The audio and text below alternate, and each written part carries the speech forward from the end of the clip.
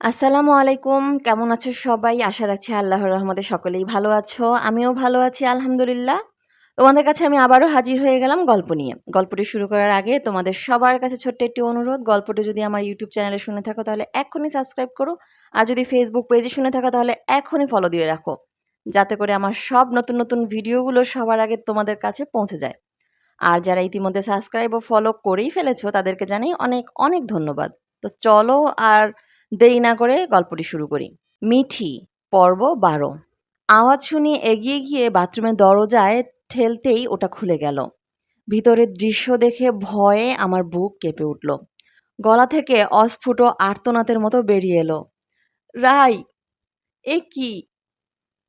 কি করে এমন হলো? রাই, চোখ খোলো প্লিজ। রাই! রাই! ভিতরে তখন রক্তগঙ্গা বয়ে চলেছে। রাই অচেতন হয়ে পড়ে আছে তার মধ্যে। কোনো মতে নিজেকে সামলে রাইকে দুহাতে পাজা কোলে করে তুলে নিলাম। ঘরে এসে ওয়াচম্যানকে ফোন করে একটা ক্যাব ডাকতে বলে রাইকে তুলে নিয়ে লিফটে করে নিচে নেমে এলাম। ততক্ষণে ওয়াচম্যান একটা গাড়ি নিয়ে এসেছে। তাতে উঠে বসে ড্রাইভারকে বললাম, যশোদাবাই নার্সিংহোমে চলো জলদি। মিনিট ১৫র মধ্যে নার্সিংহোমে পৌঁছে গেলাম। কিন্তু ততক্ষণে যা ক্ষতি হবার ছিল হয়ে গেছে। প্রায় ১ ঘন্টা পর ওটি রুম থেকে ডক্টর বর্মা বেরিয়ে এলেন। "She is out of danger, but Mr. Bose, we can't save your baby, sorry." শুনে মনে হলো পায়ের নিচের মাটিটা দুলে উঠল। না, নিজের জন্য নয়, রায়ের জন্য। ও যখন জানতে পারবে তখন কি হবে? এতদিন পর মা হবার ইঙ্গিত পেয়েও যে কত খুশি হয়েছিল তা আমার থেকে ভালো আর কেউ জানে না। দুহাতে মুখ ঢেকে পাশের চেয়ারে বসে পড়লাম। এ ২ মাসের মধ্যে দুজনে মিলে আগামী দিনগুলোর যে কাল্পনিক সুখ স্বপ্ন রচনা করেছিলাম তার এমন করুণ পরিণতিতে আমি যেন দিশেহারা হয়ে গেলাম। ২ দিন হয়ে গেছে, রাই এখনো আইসিইউতে ভর্তি। এখনো ওর হুঁশ ফেরেনি। আমি ২ দিন ধরে এই নার্সিংহোমেই পড়ে আছি। কলকাতা থেকে আমার মা, ওর বাবা-মা চলে এসেছে। ওরাও এখানেই রয়েছে। সকলে নিশ্চুপ আছি, কিন্তু মনে সকলেই রায়ের সুস্থ হওয়ার প্রার্থনা করে চলেছি। প্রায় ৩ দিন পর রায় চোখ মেলেছে। শরীর খুবই দুর্বল। ডাক্তারের অনুমতি নিয়ে আমি ওর কেবিনে গেলাম। ও চোখ খুলে একবার দেখল আমায়, কিন্তু কিছুই বলল না। আমি এগিয়ে গিয়ে ওর মাথায় হাত রাখলাম। জিজ্ঞেস করলাম, কেমন আছো রাই? ও কোনো উত্তর দিল না। আমার ভালোবাসার মানুষটির এমন অবস্থা আর সহ্য করতে পারলাম না। কোনো মতে নিজের কান্না চেপে বাইরে বেরিয়ে এলাম।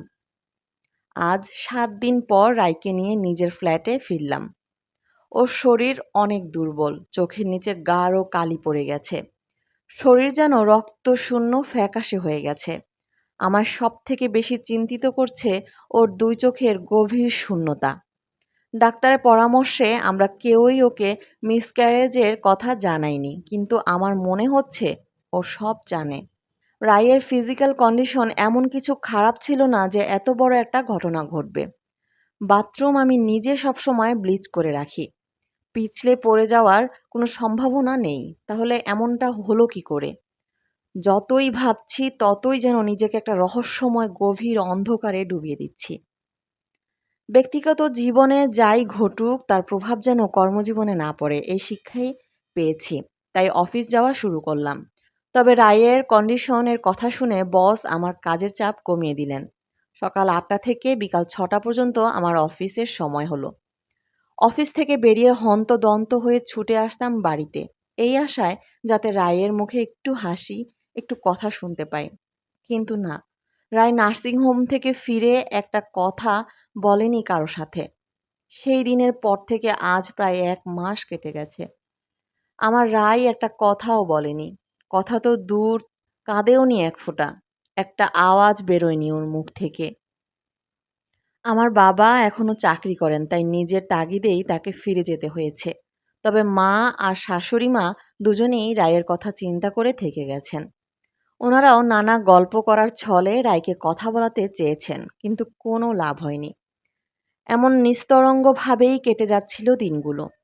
এমনভাবে হয়তো কেটে যেত যদি না কাল রাতের ঘটনা ঘটতো। প্রিয় বন্ধুরা, আজকের পর্ব এই পর্যন্তই। এরকমই সব মজার মজার গল্প শুনতে চাইলে আমার সাথে জুড়ে থেকো। আর হ্যাঁ, একটা লাইক ও শেয়ার করে দাও। আর তোমাদের মূল্যবান মতামত কমেন্টে জানাতে ভুলবে না কিন্তু। খুদা হাফেজ।